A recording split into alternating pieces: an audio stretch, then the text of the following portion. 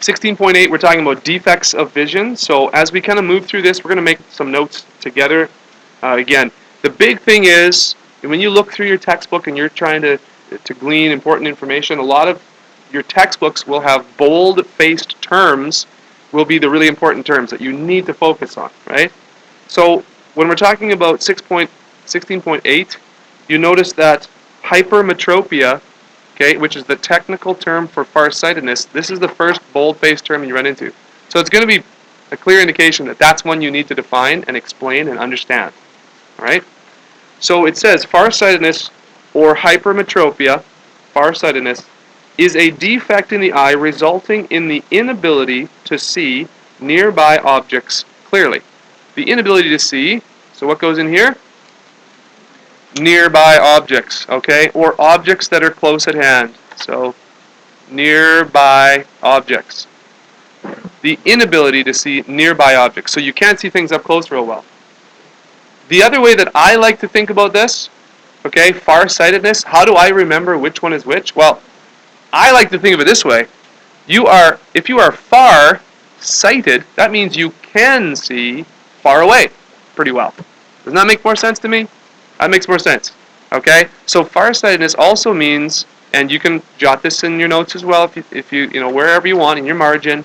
Whatever. If you come across something later that you missed the first time, feel free to make your notes in the margin. Okay? On the side. If you don't have space, use the side. You'll be able to understand what you've done. Just kind of try and write clearly, right? So you are able to see far. All right? So if you see a person that needs reading glasses, all right, they are more farsighted. Can see far okay, don't need glasses for driving or for far away, but for reading, up close. Need a little bit of help, okay? Farsighted. So what sort of lens corrects that? Well, let's just read in the textbook as you're making notes. It usually occurs because the distance between the lens and the retina is too small. Remember we talked yesterday when we looked at this diagram of the eye? Remember I said sort of the shape of your eye, the distance between the lens and the retina. If it's not quite the right distance, if your eye cannot accommodate for that distance, then you might have trouble seeing things clearly. So your eye, this distance is too small in this case. All right. Okay. The defect can be corrected by, if you read further, can be corrected by glasses or contact lenses that converge the rays of light so that the lens can focus the image clearly. So you see there's even diagrams there, right? A converging lens helps the eye to counteract this. So converging, right there. All right. A natural loss in blank is called blank. Okay, well, let's keep reading on. As a person grows older, the eye lenses lose some of their elasticity, resulting in a loss of accommodation. This kind of farsightedness is known as presbyopia.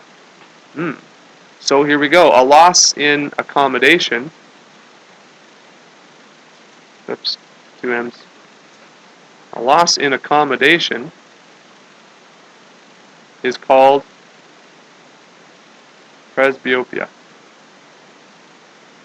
Bifocals are used for people that become farsighted. So bifocals would be like glasses with basically two parts to them, right? A different prescription in the top part as the lower part, or as the kind of inside part. Some older people lots of older people have bifocals, and some even younger people do. Okay, so if you don't need to change the distant vision too much, you just need to change your up close stuff, then you might have two parts of your sunglasses, or of your glasses. Those are bifocals. All right. So that's a little bit about farsightedness, hypermetropia, and yes, you need to kind of know the scientific term there, and presbyopia, okay, natural loss in accommodation. All right, any questions? Okay, what about nearsightedness? Well, I wrote this yesterday when we were talking about blind spot. I'll get rid of that. But nearsightedness is also called myopia. It's the inability to see distant objects. Yes. Okay. Now that's in your textbook as well. In nearsightedness or myopia, the distance between the lens and the retina is too great or the cornea lens combination is too strong. As a result, parallel light rays from distant objects are focused in front of the retina. Correction is accomplished by diverging lenses. Okay.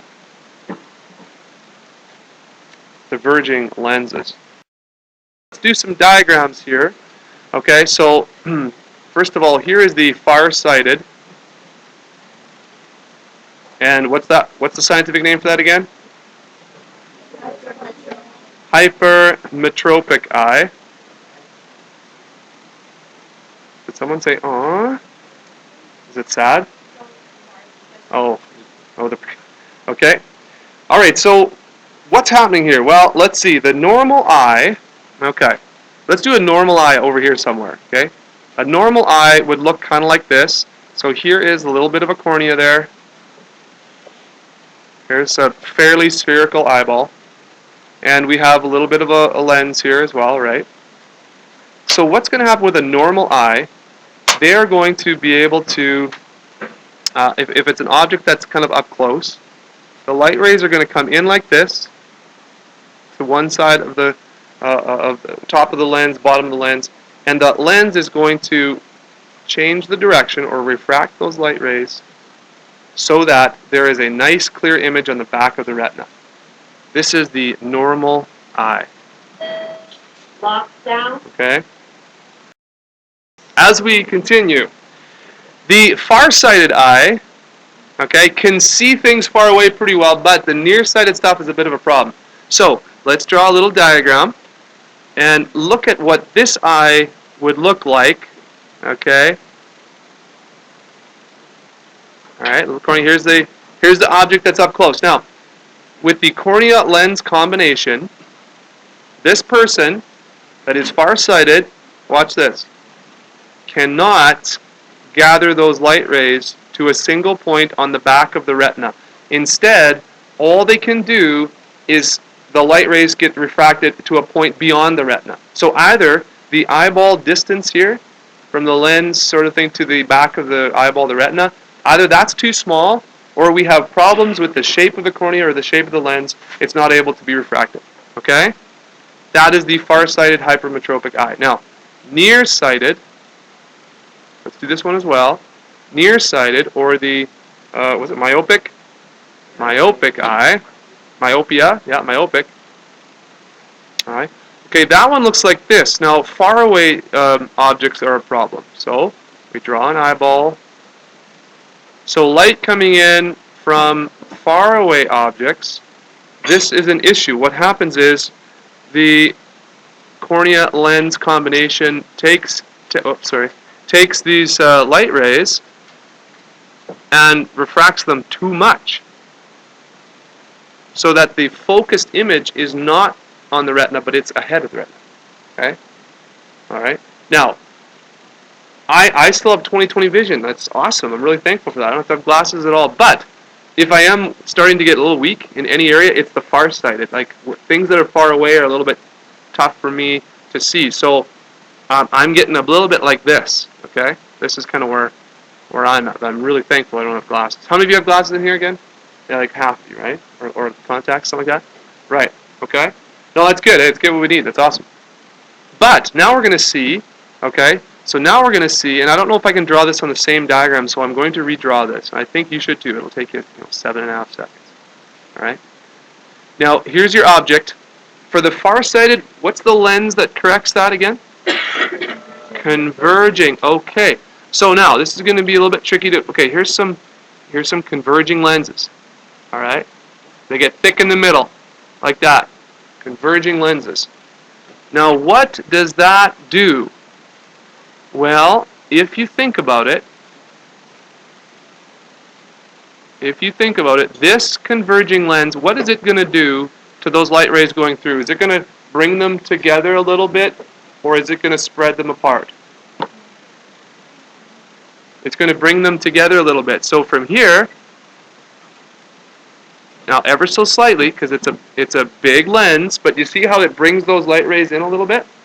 So now the eye without the glasses can't refract enough to get it to focus here, but with a little bit of help from these glasses, now look at these light rays are a little bit you know, a little bit closer together, and now it's easy for this person.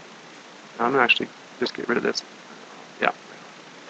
So it's a little bit easier now for this person to go ahead and focus all the, you know, the light rays onto the retina.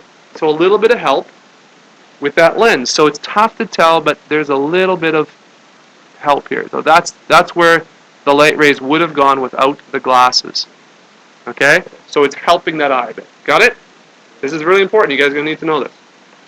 So let's do the same thing for the other eye. Okay? I'm going to make this a little bit bigger so we don't run out of room. Okay, cornea, lens. And what is the what's the lens that helps a nearsighted eye? Diverging. Now, to draw a diverging lens, it needs to be a little bit thicker on the outside, right? But it still looks like that. But it's thicker on the outside. All right?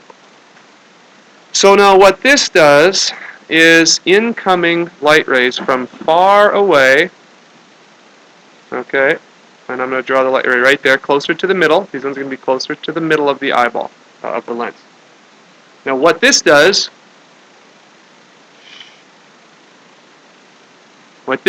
is it drives the light rays away, doesn't it? A diverging lens. So it makes the object look a little bit, it makes the eye think that the object is a little bit closer. You see that? So even though it's far away, it makes the eyeball think it's closer. And then what happens is they can properly focus at the back of the retina there. So how many of you that have glasses, how many of you know if you're farsighted or nearsighted? How many of you know? Okay, do you mind sharing with us?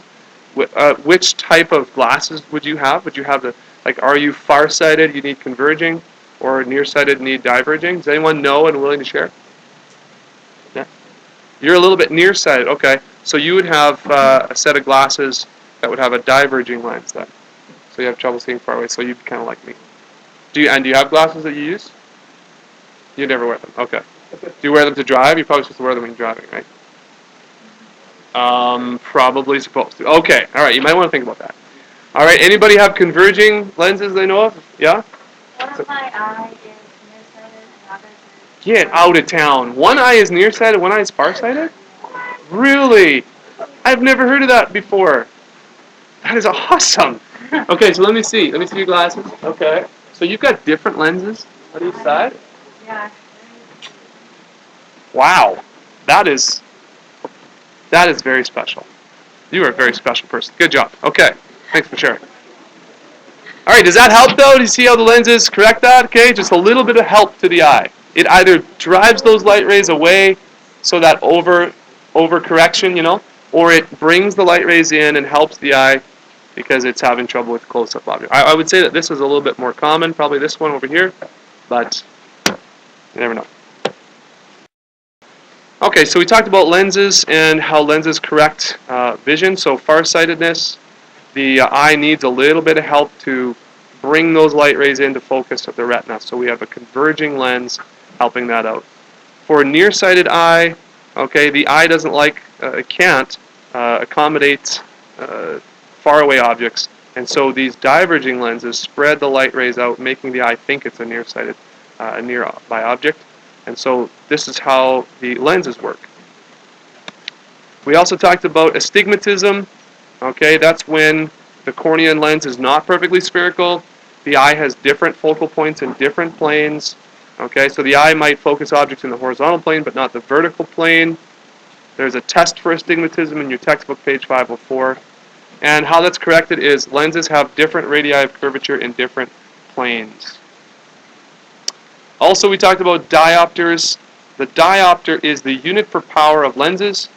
This unit basically tells you how strong your glasses are. The higher the power, the shorter the focal length, and the thicker your glasses are. Okay? So the power is the inverse of the focal length in meters of the lens, and here's a couple examples. If you have a power of 2.5 diopters, the focal length is 1 over 2.5, which is 0.4 meter focal length. If you have 0.25, then 1 over 0.25 is 4 meter. And that's the diagram over here where it's like a really thin piece of glass, and you have a really long focal length, and so it's a lower power.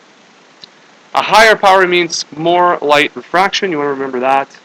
And also, you can have a positive power for your lenses or a negative power. Positive means it's a converging lens. Negative means it's a diverging lens. Okay, so there's a brief summary of the notes from 16.8, defects in vision. We talked about the eye yesterday, and these were the notes and diagrams that we did today.